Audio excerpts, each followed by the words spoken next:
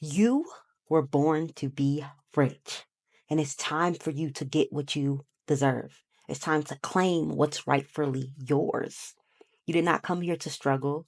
You did not come here to just get by, to have barely enough. You came here to thrive. You came here to have overflow because you are one with nature. You are not separate from nature. Nature is consistently taking care of itself. the the birds, the squirrels, all of nature knows that its needs are met. We are the only ones that have forgotten. But no more. No more will you forget. Now you will claim what's yours by becoming so wealthy. The other day I posted a short where I said to that sound, I posted it on here. And it was like, spells, people, you are under spell. You are under spells, people. You're under spell. I ain't under no spell. You are. Spells. And one of the things that I said in there was, money is evil. And I had a plethora of comments saying, no, money is actually evil. Money is evil. Money is evil. And that sent me down this rabbit hole of just looking into the nature of like, where did money come from? What is it really? And why did we start using it? And then even going down like the psychology of humans and just a rabbit hole that I'm going to talk about with you guys. I'm really excited. And I was like, I'm just going to talk about it. Like, I don't have a script. I don't have anything. So we'll see how this go. Y'all know when I don't have a script, I tend to repeat myself. So bear with me. But yeah, we'll just see how this go. I'm going to really break it down to you how money is not evil and how money is the greatest thing that was ever created, especially for you as an artist, as a creative, as someone who wants to get paid for being you. Money is the greatest thing that was ever created. So yeah, that's what we're gonna talk about in this video. I was like so excited this morning that I sent the 8-minute voice message to the members inside of my mastermind and to my one-on-one clients. Members inside of my mastermind, Thriving Creator, which is a mastermind full of women like me and you, if you're interested, who know that they're thriving creators. Now they're not waiting for the world to tell them. They're showing up and acting that way to blow up their income and their impact online. So if you're interested, all the links are down below. But I sent them this 8-minute voice note, just so excited because I came to the realization after all this research around money that God became man so that man may become God. I know you've heard that so many times before. If you listen to Neville Goddard, he says that in many of his lectures, that God became man so that man may become God. And that is the whole like history of everything that went down money, what it was, what it became, and what it is now. It was all to lead us to this point of awakening to the truth of who we are, right? Because God manifested, like the world became manifest through God, like let there be light, let there be this, let there be man, let there be this. God's thoughts manifested the world. So the world is not separate from God, the I am. And from there, we awaken to the truth that we are the I am, right? So God became man so that man may become God. But I'm jumping ahead of myself. We're about to get into all of that and why it's your right and why it's up to you. Like literally, if anybody should be rich and wealthy, it's you because you have a heart of gold. You genuinely care about the well-being of others. You genuinely care about the evolution of humans, of all of the world. So if anybody should be wealthy, it's you. In this video, we're going to talk about the money mindset, money history, and how you can start to claim the wealth that is yours. I am Beyond Taylor, and I am here to help you go beyond your self-imposed limitations if you are new here. So I don't have a script. I'm just really excited to talk about this. I don't know if I already said that. Look, if I tend to repeat myself, that's because I don't have a script. So just bear with me. Y'all know I will do that. But let's get right into this video. So to begin with, let's talk about the history of money. Now, to start, we have to kind of go way, way, way back. And don't fact check me, okay? Because this is not a what is it called where you do like a video essay? I don't got all my sources cited. I'm really excited. So I'm just here sharing with you guys the research that I've been doing the last few days that's led from people saying money is evil. And I really want to rewire your mindset around that so you can stop pushing it away. Okay. So, yes, y'all can like let me know if I'm wrong about anything down below. But at the end of the day, this is just from my research. And I wasn't sitting there like, okay, let me look at all the sources and make sure this is right. So let's start with the history of money. According to science, humans evolved. We're going to the beginning. Homo sapiens came up around 300,000 years ago, right? We moved around in packs. We stayed together. That's how we survived because we're not like the fastest, the strongest in the jungle. But we relied heavily on each other. Around 50,000 years ago, they saw evidence that we started to evolve in a way where we started to become more artistically expressive. They saw like paintings in caves that dated back to about 50,000 years ago. They saw evidence of like tools being created. Humans just started to evolve, right? But we were still moving around, leaning primarily on nature to take care of our needs. We didn't have this idea that like this is my land, this is your land, because we moved around so much. So it was really simple time. Well, simple, right? Depending on the perspective you look at it from. I would say the life that we live now is much more simple than back then. But just as far as the exchange, like it wasn't necessarily a need for exchange of goods, because they relied heavily on the earth. It wasn't until again we started to create more that we would begin exchanging. However, so we were hunter and gathering. However, about 10,000 years ago, we started to settle more. Why? Because we were really smart. We started to notice we started noticing patterns. We started noticing that if you put seeds in a specific area, it will grow at this time, right? In these conditions over and over. So we started noticing the patterns. We started noticing that the animals, they migrate over here during this time over and over. I keep hitting the mic. So we just became very introspective into nature. So then we said, okay, we don't got to keep moving around. We're just going to settle in these areas and make it do what it do. This was a great time for humans because we were able to have surplus now, right? Because we were not moving around so much and we weren't like going out for game. We were able to have surplus. And we were also able to build populations because people weren't dying as much because we could feed them, right? We could take care of them. Um, so we started to settle more and we started to grow more and then we started to move around more and settle more. So this was good, but it also became an issue when it came to the way humans saw themselves in relation to nature, right? They started to worry because they would plant the seeds and they would grow food, but then they're like, oh, but what if I don't have enough? So this led to them hoarding things because just out of fear, protecting their land because it's like, okay, I know that I have so much, but what if I don't have enough, right? This fear. So it's like, I got to protect my land, protect my food from outsiders, where before we would just like share freely. But now like I'm putting up gates and this is my land. And with my land comes, like depending on how rich the land is, if you claim it as yours, oh, this is mine, then you control the resources. And when you control the resources, you control the people. When you control the people, you have power. So that's the dynamic of control and power. It started way before even the bartering system. I mean, way before we transitioned out of the bartering system. How we used to exchange goods was through the bartering system, right? If you got rice, I got eggs. If you got milk, I got wool. If you got this, I got that, right? And we would exchange. And that works really well in small knit communities.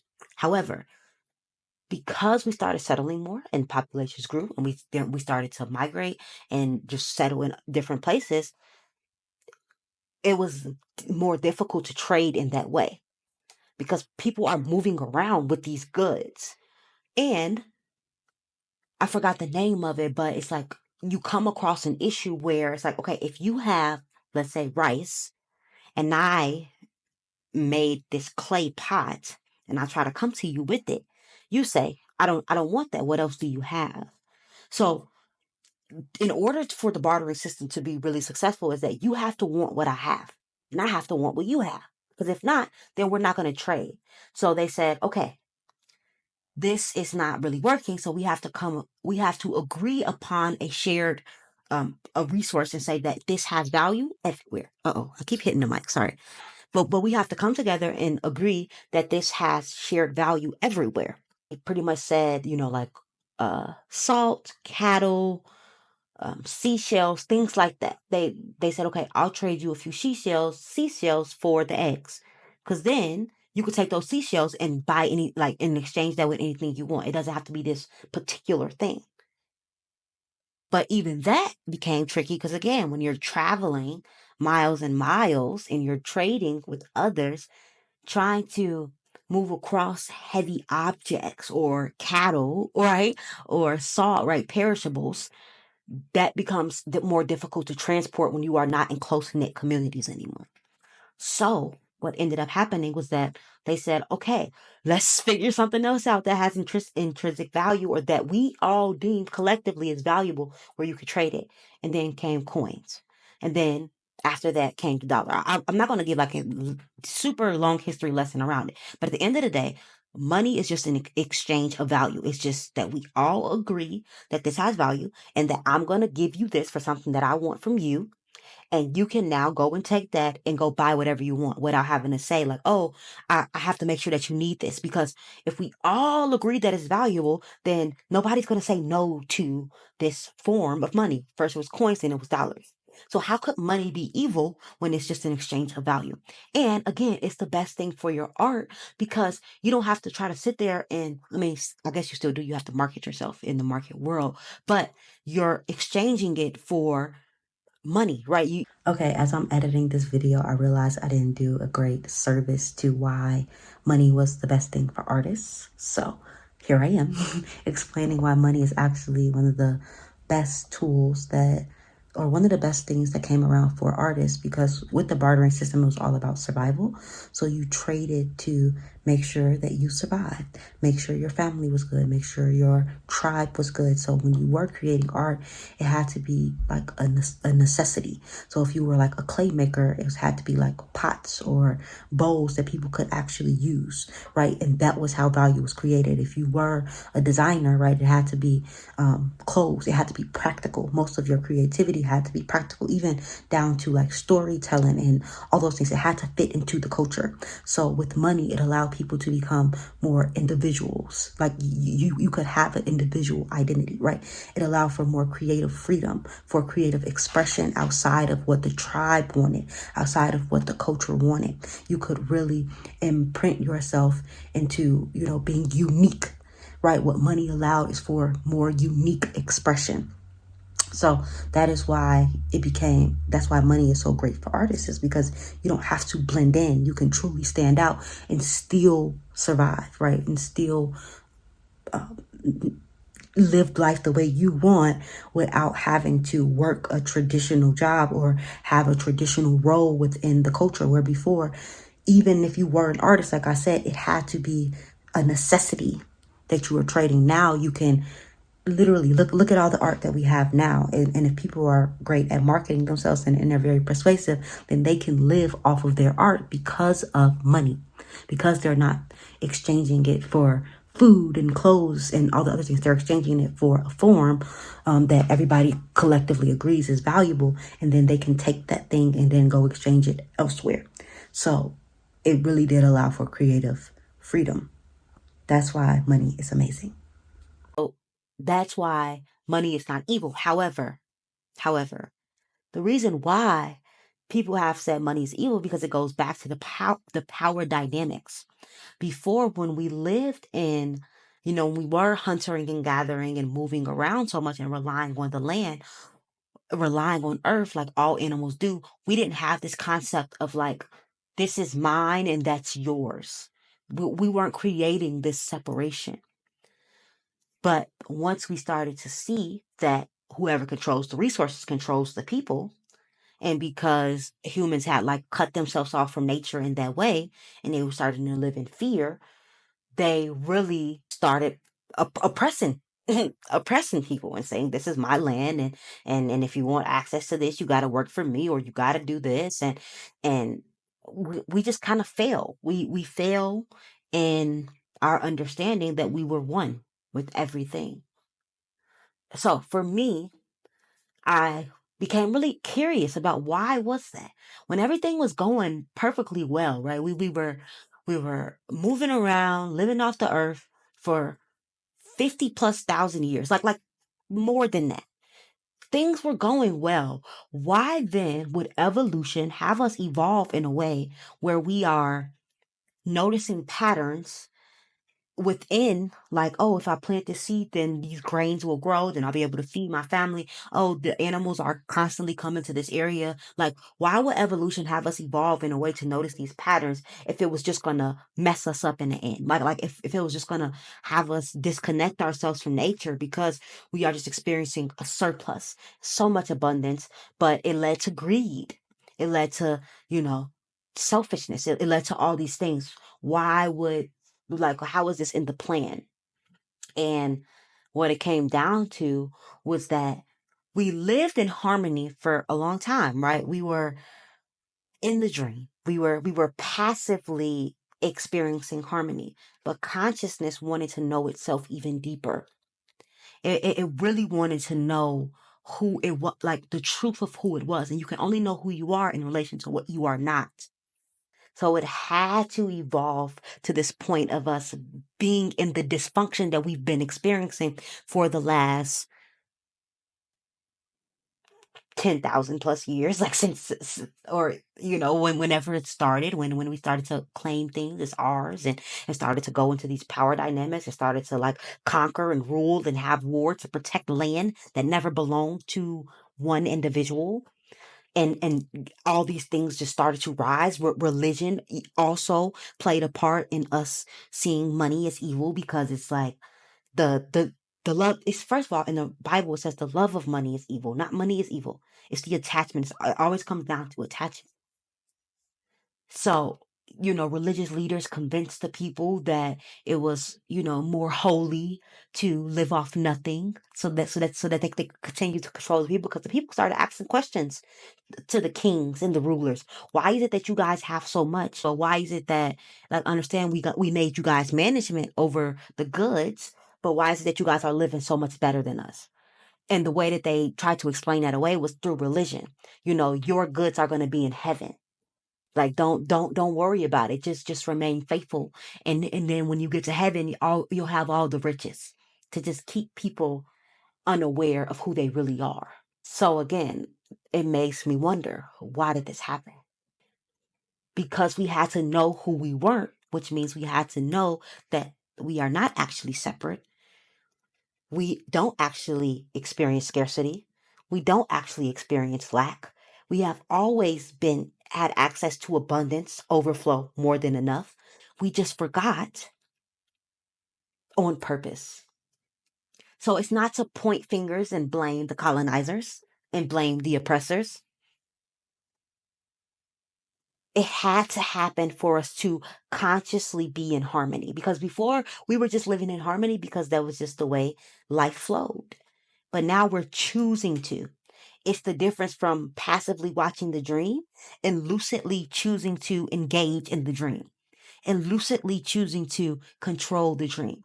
See, what they were doing with their control is a very animalistic control, trying to control the material world through the material, through brute force, right? That's why we have so much war and weapons, and through ideologies, which is, I mean, that's the most powerful form of control. But they were not truly understanding that the way to really gain access over the world is to use frequency, intention, and thoughts. That is how you're actually going to create change, not through brute force. But we had to forget in order to remember, so we can consciously engage and continue to evolve. Like, all of life is an evolution. We are constantly evolving to remember ourselves. So there's no one to resent, there's no one to hate. And once you let go of a lot of those things, you'll reclaim what's yours. You'll stop allowing these beliefs to run your life because you'll see them as simply beliefs, that it was never the case. It was just people who got lucky by coming across certain land, and then they just became rulers of the land because their family inherited it, and then it just went down, down, down, down, down the line. And then they just put their ideologies in their children, and then generations after generations after generations, we end up where we are now. Because it has everything to do with the beliefs and forgetting our power. And that's why, you have religious teachings and prophets and individuals who came to reawaken humanity and say, hey, don't you know that if you understand that everything, treat people the way you want to be treated, love, give, remember that God created it all, that God lives in you, and you will have whatever you desire. But people, again, because of the elite, the higher class, they started praising the teachings instead of actually following the teachings. And a lot of that has to do with just survival. It's difficult to hear these things, to elevate when you are just trying to make sure your basic needs are met. So this is why we come back to why it's important for you to be abundant and to get rich, so you can start to remind people of their divine right to it. So that you can get out of just simply having enough and surviving, to start to spread your message, to create your art, to impact millions of lives, with the understanding that we are not actually oppressed. That is a belief. We have always had more than enough. We are taken care of. That is why it is up to you. Because what a lot of people will do is they'll say, oh, the world is so bad, the world is so bad, from the sidelines. And or even like people, they become activists and socialists, but they're still approaching it from like this hateful understanding. It was this quote from Ram Dass. He said something along the lines of like, you go to these rallies about war and people are just yelling and screaming. It's like the same energy. It's fighting fire with fire. The way to win this game is through frequency, intention, and thoughts. We cannot play the same game as them. We have to rise above it. We rise above it by getting that wealth that's just imaginary anyway. It means nothing. It's just value exchange. So we get the wealth, take away the perceived meaning that it means all this. No, it doesn't. It means whatever we decide it does. And then we use it to continue to bring humanity up through love, through right action, through peace. So that is why it's up to you.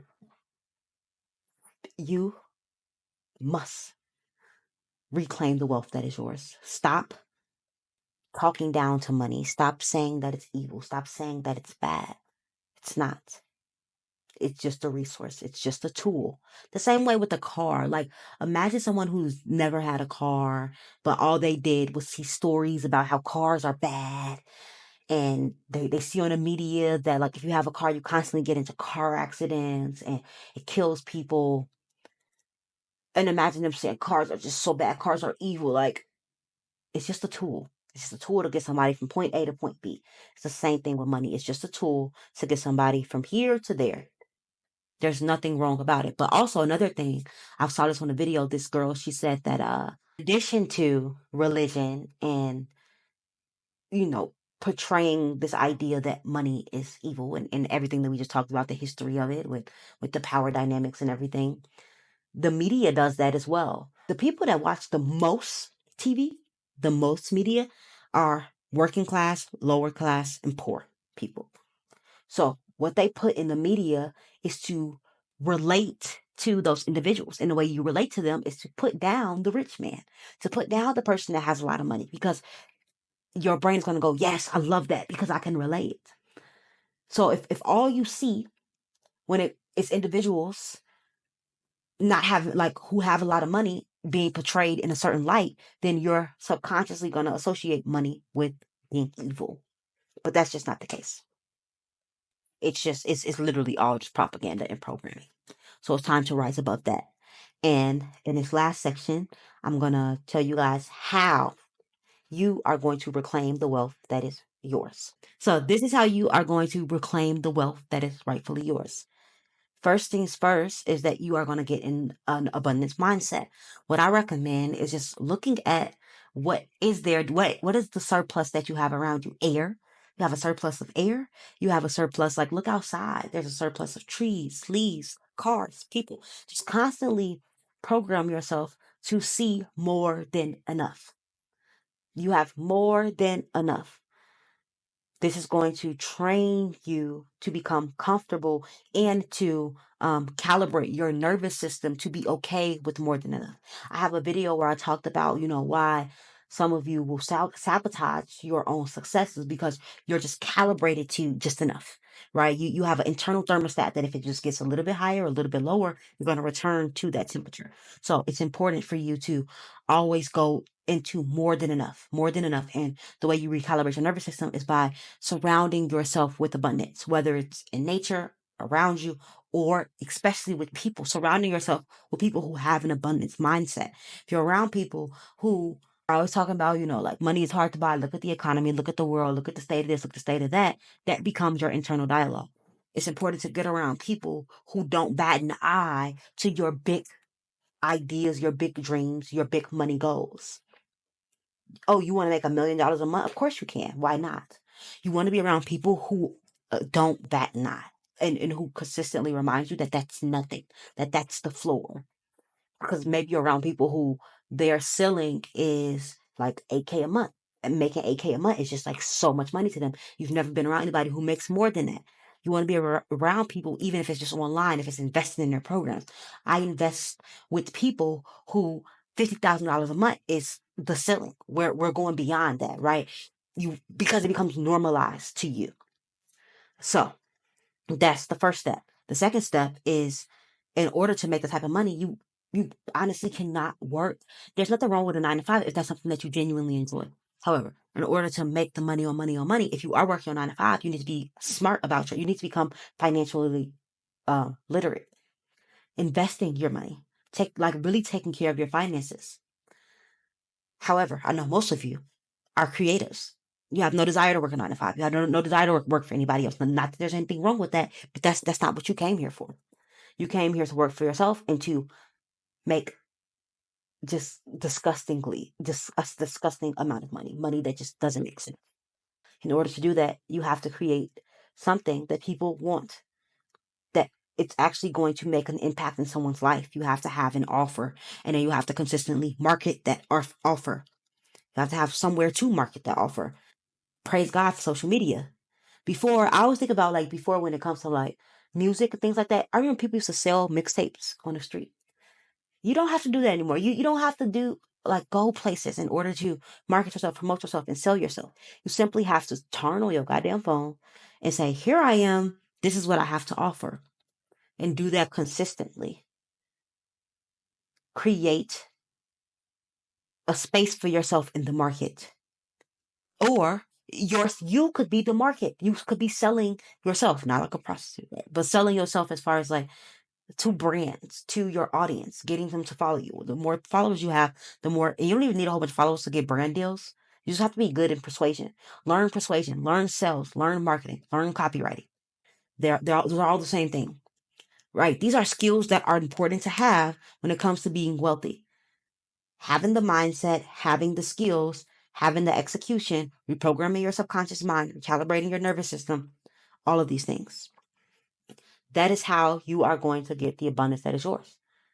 And no longer entertain ideas of lack. Don't do it.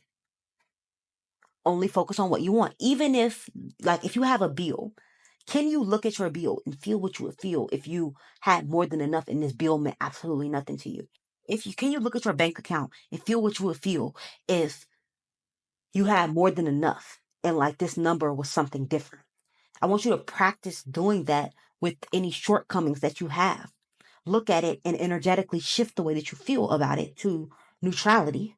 And once you get to neutrality, feel what you would feel if it reflected the reality that you want. That is also what I practice, what I teach my clients in the Beyond Self System, which is my unique method for being able, so many people, they say, how do I stay in the wish fulfilled? By going beyond the self, by recognizing that you are not your feelings, your emotions, your thoughts, the sensations in the world, your perceptions. You are the awareness in which they come and go. So to what you do in the beyond self system is you focus on the breath, and then you focus on the fact that you're aware of the breath. And then you become aware of any discomfort, the sensations, you become aware of your thoughts, and you just stay with the awareness and let all of it come and go and out of you. And what that does is it allows you to meet the emotions, not suppress them. And then once they settle and they neutralize, the next step is to, if I was in the end now, what does the end look like? Go there, feel what you would feel if you were there, think what you would think if you were there, and amp that up and then let it go. That's the beyond self system. That's what my clients consistently work on to achieve their desires as being full-time creatives. Like my client who recently got a new client in her marketing agency. My client who got to sing on stage with Stevie Wonder, that she's a full-time artist. My client who blew up on TikTok overnight from just being her authentic self. My clients are making real results because they are going beyond the self, going to a state of neutrality, and then living in the end by choosing the thoughts and feelings that they want. So that's all that I got for you guys. Hope you enjoyed this video. I'll be talking to you guys soon. Bye.